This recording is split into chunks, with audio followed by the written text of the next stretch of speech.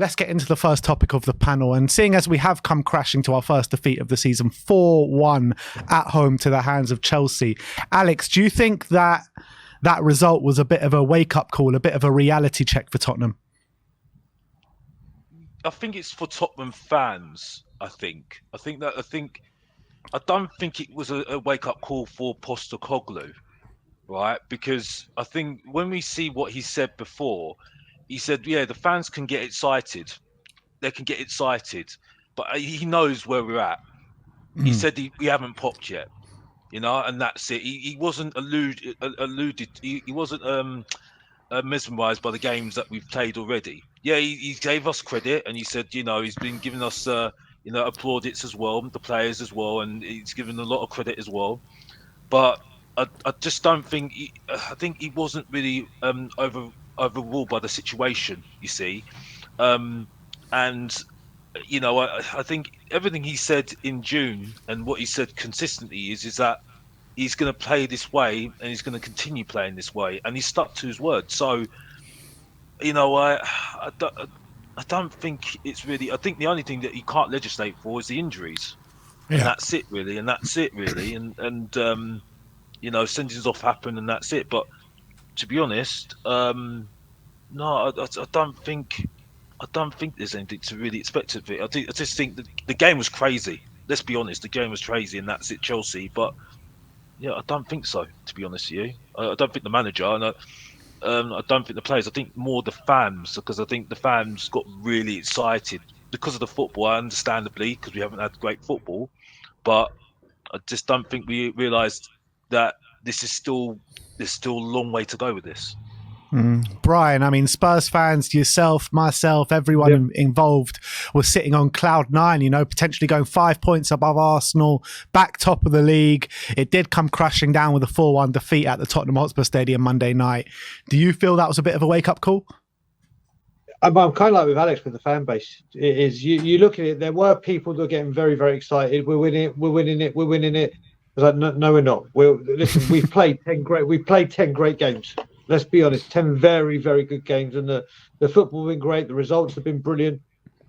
Those people, I think that's the reality check they needed. It can just like that, just change in a heartbeat. People that thought they were going to get Champions League or qualify for Europe, don't have to reality check. We all knew the defeat was going to come at some point.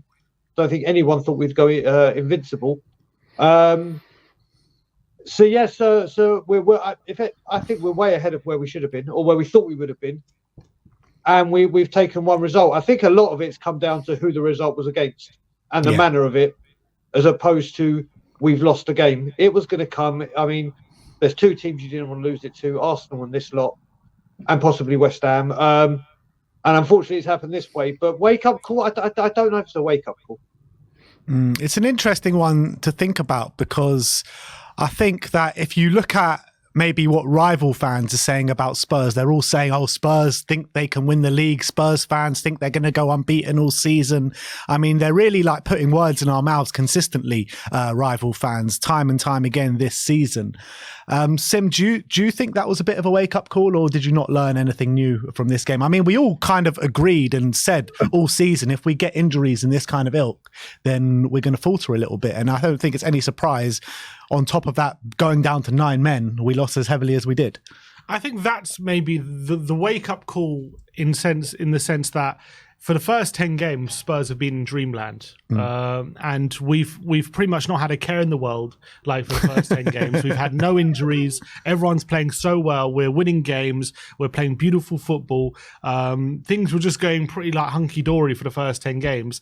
And we kept saying, in terms of Tottenham faltering, we're only one injury away from this happening or that happening. But we weren't even thinking about it as if it was going to happen. It was just like, yeah, if that happens. But everyone was saying, like, we've got a great first 11. As long as they stay fit, we can have a great season. But it's a wake-up call in terms of how quickly things can change and how quickly things can change negatively for the season. Like, because we knew how important Van de Ven is. Romero gets sent off after he's been having a stellar season. He has one of his off games where he's like a bull in a china shop. He gets sent off. Maddison picks up a little nick as well. Udogie as well. Unfortunately for him, he ends up getting a red card after.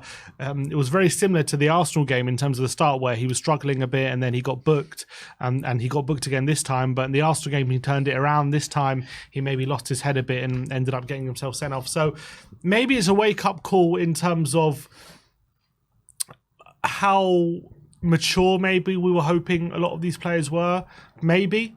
But I think if you asked most Tottenham fans, I think they would have said that the first 10 games is only 10 games, and you can't judge a whole team and a whole season based on that. And maybe something like this, maybe not the implosion, but a result like this was maybe coming at some point. But it's frustrating the way it did happen, because we were playing so well the first 20 minutes, and we was like self-sabotage. We imploded ourselves. We just started doing ridiculous things. Udogie with a 2-footer challenge, Romero kicking people and then getting himself sent off. So it was very much self-inflicted. And that's the most maybe frustrating thing, because I think maybe it would have been more of it could be easier to take a wake-up call if you just get beaten by a team who just on the day better than you, which they were. But you can't take away from the fact that why did Romero and Udogie, why were they self-inflicting themselves with these stupid challenges and ridiculous things, which no manager can really legislate for? It was just that's a frustrating thing. But for me, I was never really looking at the league title challenge anyway. That wasn't what I was focused on. I kept saying, look at the gap between us and sixth. That's what we know. Every time before you went to bed, you were looking at that league table. I was dreaming of it. Just a second before you went to sleep, just a quick glance at the table. Yeah. Then you can have some happy dreams. I could definitely go to sleep a lot easier looking at the league table, that's for sure. But I was definitely looking more at the gap between us and sixth. And right now it's at 6 points. So obviously it's cut a bit, but that is the significant gap for me if we want to be in the Champions League for next season. As I said, that in terms of the title race, that can change. It's so tight, it can change within 1 week very, very quickly. So I've never thought Tottenham were there. And now with the injuries, it's going to be even harder. But I think if we're looking at Champions League for next season, then it's not a wake-up call for that objective. I still think we're very much on for that. I agree. But Alex, I wanted to get your opinion on what actually happened, because you obviously came out, we had a conversation, you said how happy you were after the game with the performance put in. What was it specifically that made you come out so positive after a 4-1 defeat to Chelsea? We fought. We were fighting. You know what I mean? For me, I got to give a lot of credit to Postecoglou, because and I don't understand the criticism, because he was telling you. This is the thing that frustrates me about some Tottenham fans. They say to me, "Oh, you wanted attacking football. You don't love it. You don't enjoy it." Yeah. Then he starts doing what he's doing there, right? He'd made the decision to keep a high line, right? He told people he's not going to stick to his principles. Yeah. If he goes and does what people told him to do, right? What are the players thinking? Well, you told us we want to be attacking team, though. You know what I mean? And then to another point as well, the only thing I can blame him for at the moment is that he didn't adapt his philosophy, his system to the situation. But you can't do that in 10 games, can you? You can't do that in 10 games, can you? Hence why I said from the very, very beginning, which I've said on my channel, Mr. Box Office TV, by the way, did on a video, right? Nice little shameless plug there. You know what I mean? No, I had to plug it just to show that I've said it on my channel as well. The point is, you know what I mean, is that this is going to take time, and you need to see when this team has a bad run of games. And I learnt a lot more in that game about the players in that game than I've learned the last 10 games. You see what I'm saying? Like Manchester United are learning about Ten Hag right now and their team right now in their bad run. You know what I mean? Yeah. Remember when Leicester City beat Manchester City, Guardiola's first season? Yeah, 4-2. Yeah. Look what happened afterwards. Yeah, that season. Yeah, they won the championship. You see, this is what a team goes through. Yeah, and this is why it just frustrates me that when I'm hearing what I'm hearing from Tottenham fans that was criticising me, saying that I was being negative. Yeah, and it's ironic now. I was sitting there, and I'm still not on the Postecoglou train, but the reason why it is because I'm seeing what I'm seeing now. I'm actually getting to know him now. You see what I'm saying? I'm getting to know this guy like I did with Pochettino, like I did with Martin Yole. You see what I'm saying? Harry Redknapp, you don't need to get to know him because you know what he's all about. You know what I mean? You see? But I How learned close today, are you to singing his name, Alex? How close? that's gonna be a long time, Sim. You know what I mean? I'm Ben Sawyer. That's a long time, Ben Sawyer. But I learned today, Højbjerg, he's a reliable player. Yeah, and he has been reliable the last couple of games. You know what I mean? Yeah. And he was absolutely fantastic. Emerson, I'll give him credit as well. Yeah, the team, Song keeps on running. Yeah, Basuma. Yeah, the whole team were playing like we're fighting for each other. Yeah, down to 9 men, and they were crumbling Chelsea. They were crumbling, and this is Mr. Box Office talking now, yeah. Because I will tell you how rubbish my team is when we're winning, yeah. So this is me saying this, yeah. Where I saw a team that were running for running for it, yeah, and we should have at least got a draw, at least got a draw. I saw Modric; he only turned up on after the second goal. He's Modric? absolute rubbish. Yes, absolute rubbish. Diaz has We got more didn't than him, play but Real he wasn't. Madrid. I know, but Diaz has got more than him all day long. I saw him for Liverpool. He rings round us. Modric, Sterling, hot air, absolute hot air. And Jackson, Oh, you're talking about Mudryk. Modric. But Ukrainian, sorry, my pronunciation. I'm not perfect. I'm not a journalist. I'm Mr. Box Office. But the point is, right? It's like I saw a team literally rinse this team to pieces with 9 men. We could have won it with 10 men. Yeah. I agree. I agree with that. I think with 10 men, we were still in the game. And I stood there. I don't care whether people say, "Oh, you're a loser because you said this," because I appreciate what I see. That's why I go to games. Yeah, and I sat there and I did applaud them because it was a heroic performance. Alex, what would you say? What would you say about that period just after we scored the second goal, which was ruled out, and then Chelsea 11v11. They took a bit of control in that part. Romero could have got sent off, Udogie could have got sent off, and we imploded for some reason. What do you think happened in that bit of the game? I think we thought it was a bit too easy. I think the first part of the first half, we were really on top of them, yeah. And I think we just got a bit high on ourselves a little bit, and I think we didn't control it. You see what I'm saying? We didn't calm ourselves down a little bit. I think it was getting a bit too heated a little bit as well. And then Udogie and Romero. Oh boy, I think whatever you look at it, there were sendings off. You see what I'm saying? We just got to look at it. It is a sendings off. I know people look at the rules and stuff and say, "Oh, well, could be this, could be that." It happens. You know what I mean? So it's a sendings off and that's it. So that second after those incidents happen, it was just really a case of, and what is it? Vicario was so unlucky with the penalty. I've got to be honest, really unlucky with the penalty. And he's another one who's really impressed me. He again made some fantastic saves. Honestly, so good.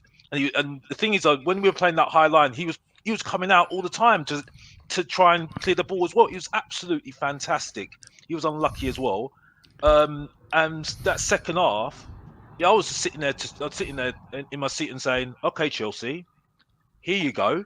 After 9 men, here you go. What are you going to do?" Did nothing. Did absolutely nothing. And this was Emerson and Dyer in defence. Alex, Emerson and Dyer in defence. Alex, just before I move on to Brian, I just want to ask you one question. You mentioned about all these players impressing you.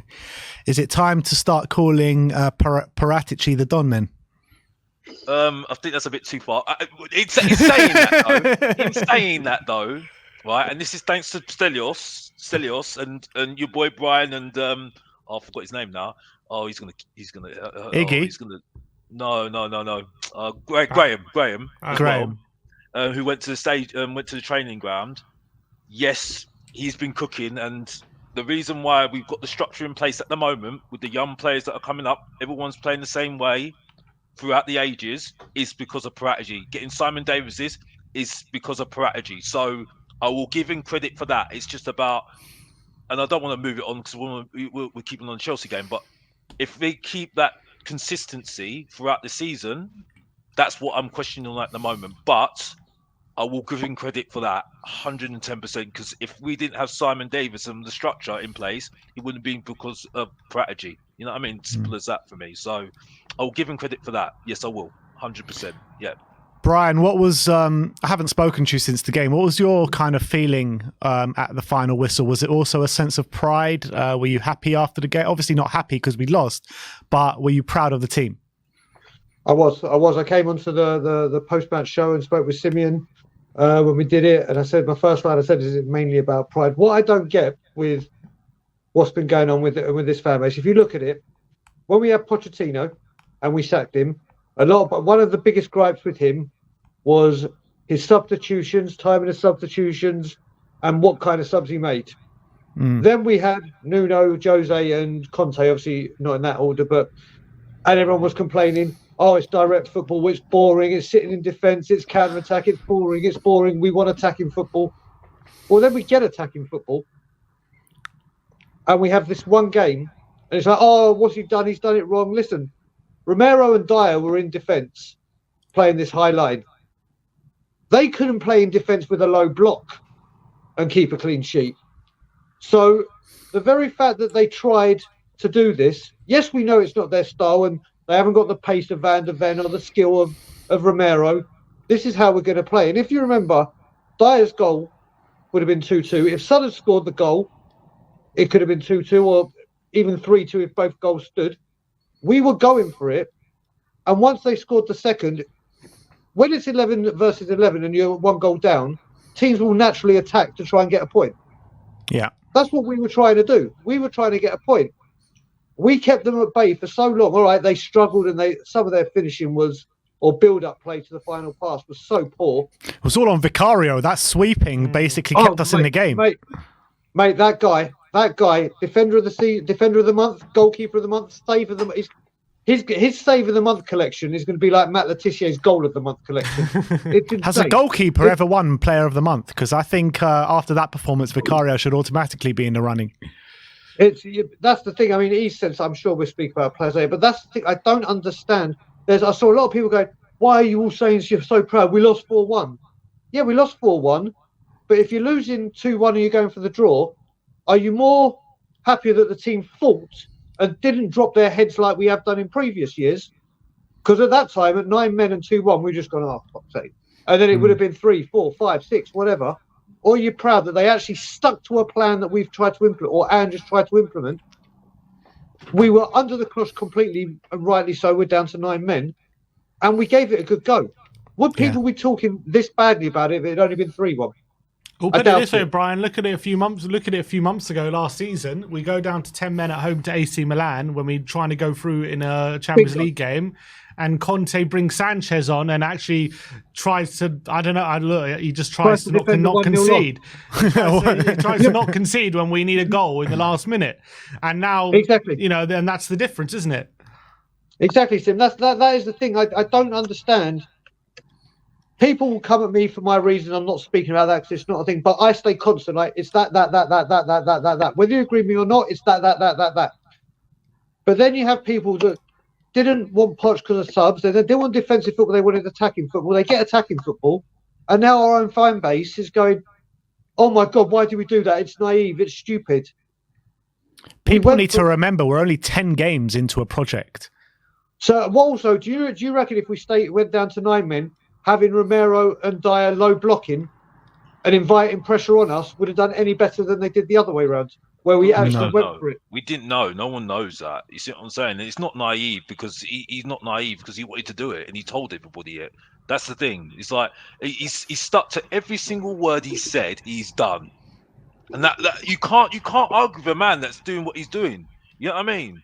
I've said that this is a bang average league because it's about managers being a good team. By the way, managers being managers and a good system, and he's doing it.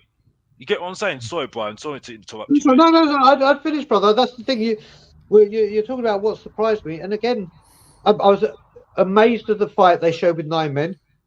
Yeah, there's some players that didn't have a good game. Yeah, there's some players, and it just goes to show listen, it was a crazy game, wasn't it? With not just forget VAR. I mean, 2 injuries, a suspension, 2 injuries, 2 sending offs.